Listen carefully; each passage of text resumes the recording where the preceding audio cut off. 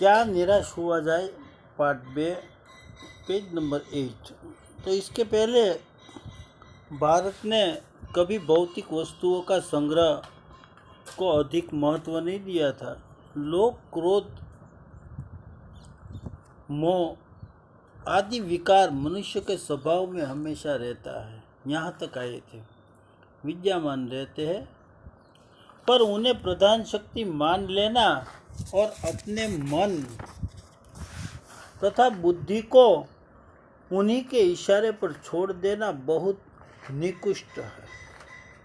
लोभ को, क्रोध, काम सबको बुद्धि पर छोड़ देना, उसके इशारे पर नाचना सही बात नहीं है।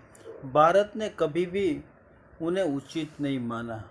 उन्हें सदा संयम, मर्यादा के बंधन से बांधकर रखने का प्रयत्न किया है, परंतु भूख की उपेक्षा नहीं की जा सकती। भूख लगती है तो खाना खाना चाहिए। बीमारी के लिए दवा उपेक्षा नहीं की जाए, दवा लेनी पड़ती है। गुमराह कोई राह भटक जाता है को ठीक रास्ते पर ले जाने के उपाय को उपेक्षा नहीं की जा सकती। हुआ यह है कि इस देश के कोटि कोटि दरिद्र जनों की हीन अवस्था को दूर करने के लिए ऐसे अनेक कायदे कानून बनाए गए हैं। दुखी, दरिद्र, उसके लिए कायदे कानून बनाए गए हैं जो कृषि, उद्योग, वाणिज्य, शिक्षा और स्वास्थ्य की स्थिति को अधिक उन्नत यानी प्रगति और सुचारू, सरल बनाने का लक्ष्य से प्रेरित है। परंतु जिन लोगों को इन कार्यों में लगना है उनका मन हर समय पवित्र नहीं होता। जिसे ये जिम्मेदारी उद्योग, वाणिज्य, शिक्षा आदि की सौंपी है, स्वास्थ्य, वह उसका मन हर बार पवित्र नहीं होता। प्राय वे ही लक्ष्य को भूल जाते हैं। जो उसकी जवाबदारी है उसे भूल जाता है। अपनी सुख सुविधा की ओर ज़्यादा ध्यान देने लगते, अपने बारे में सोचते, दूसरे के बारे में जो जवाबदारी है वो भूल जाता है। व्यक्ति चित्त सब समय आदर्शों द्वारा चालित नहीं होता। जितने बड़े पैमाने पर इन क्षेत्रों में मनुष्य की उन्नति से विधान बनाए गए, उतना ही मात्रा में लोभ, मोह जैसे विकार भी विस्तृत होते हैं।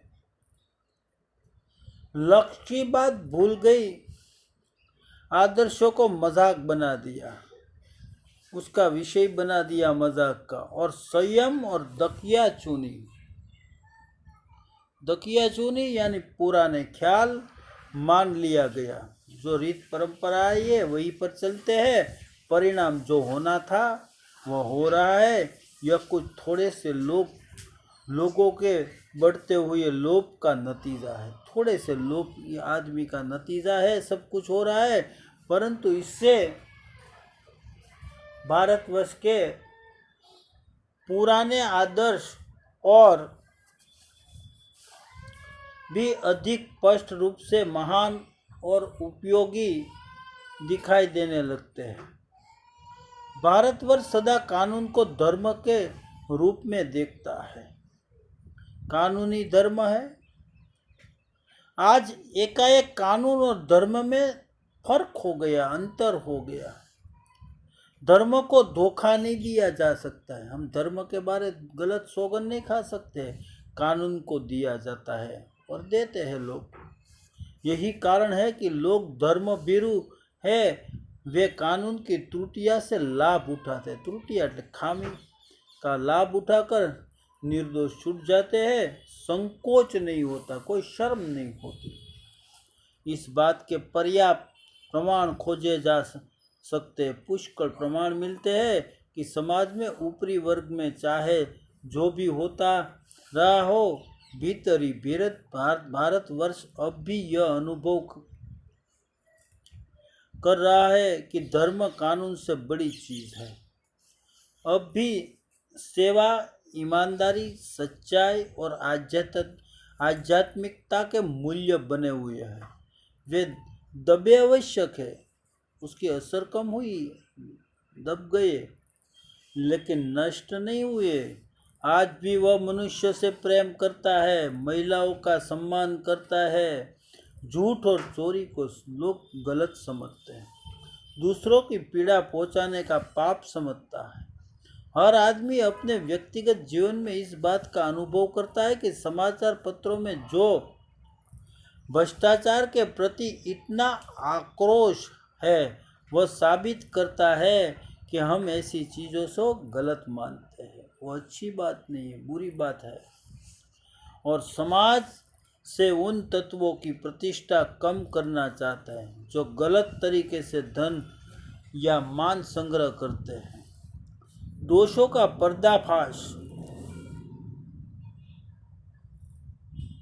भेद खोलना, सच्चाई बाहर आना।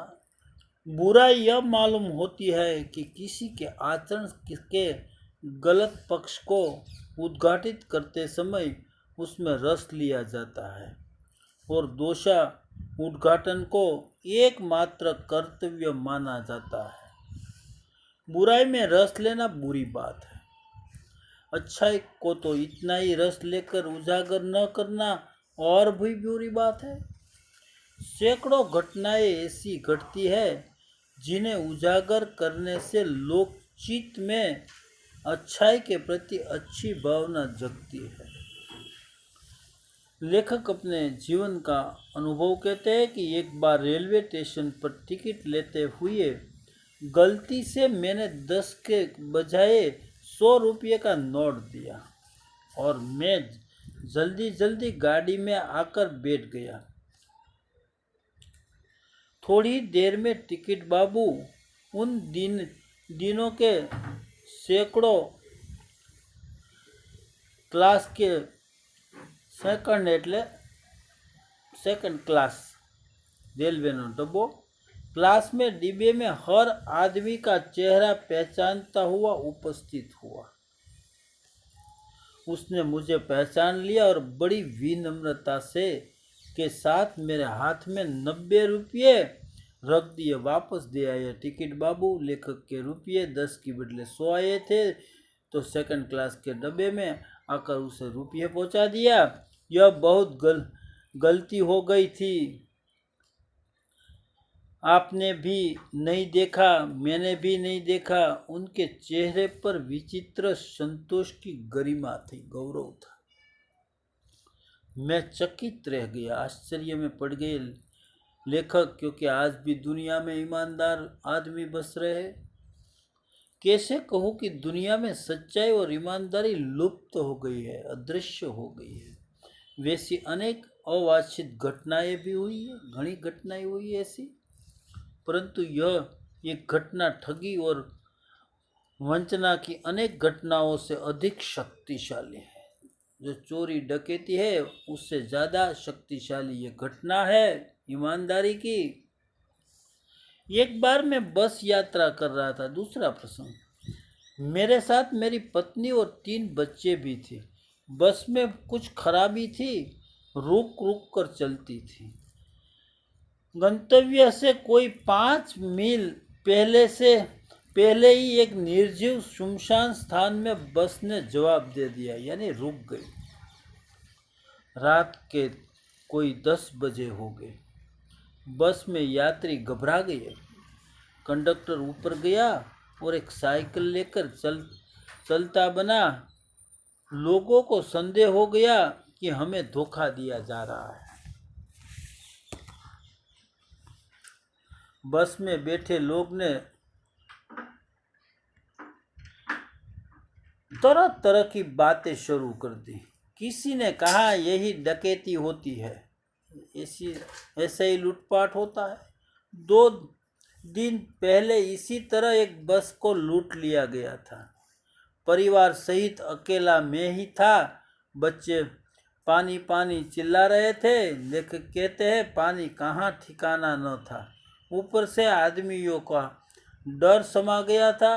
कुछ नौजवान ने ड्राइवर को पकड़कर मारने पीटने का हिसाब बनाया, आयोजन किया।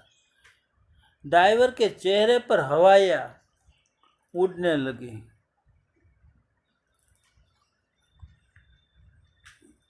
लोगों ने उसे पकड़ लिया। वह बड़े कातर ढंग से मेरी ओर तरफ देखने लगा और बोला, हम लोग बस का कोई उपाय कर रहे हैं, बचाइए, ये लोग मारे गए। डर तो मेरे मन में भी था, लेखक कहते हैं, पर उसकी बात का मुद्रा देखकर उसकी कातर मुद्रा देखकर मैंने यात्रिकों को समझाया। उसे लगा लेखक ने यह सही आदमी है कि मारना ठीक नहीं है, परंतु यात्री इतने घबरा गए कि मेरी बात सुनने को तैयार नहीं हुए। कहने लगे, इसकी बात में मत आइए, धोखा दे रहा है। कंडक्टर पहले ही डाकुओं को यहाँ भेज दिया है। मैं भी बहुत भयभीत था, पर ड्राइवर को किसी तरह मार पीटने से बचाया।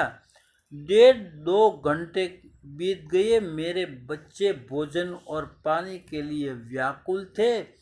मेरी और मेरी पत्नी भी हालत बुरी थी। लोगों ने ड्राइवर को मारा तो नहीं, पर उसे बस से उतारकर एक जगह घेर कर रखा।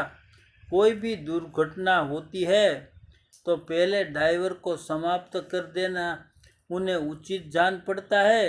ये गिड़गिड़ाने का कोई विशेष असर नहीं पड़ा। इसी समय क्या देखता हूँ कि एक खाली बस चली आ रही है और उस पर हमारे बस कंडक्टर भी बैठा हुआ है।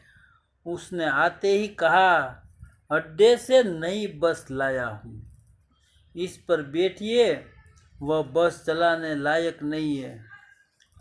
फिर मैंने पास एक लोटे में पानी और थोड़ा सा दूध लेकर आया और बोला, पंडित जी, बच्चे को रोना मुझे देखा नहीं गया, वहीं दूध मिल गया, थोड़ा ले आया। हाँ, यात्रियों में फिर जान आ गई।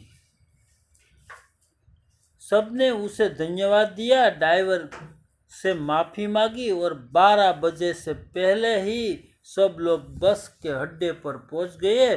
कैसे कहूँ, लेखक कहते हैं कि मनुष्यता यानी मानवता एकदम समाप्त हो गई। कैसे कहूँ कि लोगों में दया माया रही नहीं गई। जीवन में न जाने कितने ऐसी घटनाएं हुई है जिन्हें मैं भूल नहीं सकता। ठगा भी गया हूँ, धोखा भी खाया है, परंतु बहुत कम स्थलों पर विश्वासघात नाम की चीज मिलती है। केवल उन्हीं बातों को हिसाब रखो जिन्हें धोखा खाया है। जो जीवन में कष्टकर हो जाएगा, परंतु ऐसी घटनाएं भी बहुत कम नहीं है जब लोगों ने अकारण सहायता की है। निराश मन को ठाठस दिया जाए आश्वासन और हिम्मत बधाई है। कविवर रविंद्रनाथ ठाकुर ने अपने प्रार्थना गीत में भगवान से प्रार्थना की थी कि संसार में केवल नुकसान ही उठाना पड़े, धोखा ही खाना पड़े, तो ऐसा अवसरों पर भी है प्रभु, मुझे ऐसी शक्ति दो कि मैं तुम्हारे ऊपर संदेह न करूं, यानी शंका न करूं। मनुष्य की बनाई विधियां गलत नतीजे पर पहुंच जाती रही है, तो इन्हें बदलना होगा। वस्तुतः आइए दिन इन्हें बदलना ही जा रहा है, लेकिन अब भी आशा की ज्योत बुझी नहीं है। महान भारत को पाने की संभावना बनी हुई है, बनी रहेगी। मेरे मन, निराश होने की जरूरत नहीं है।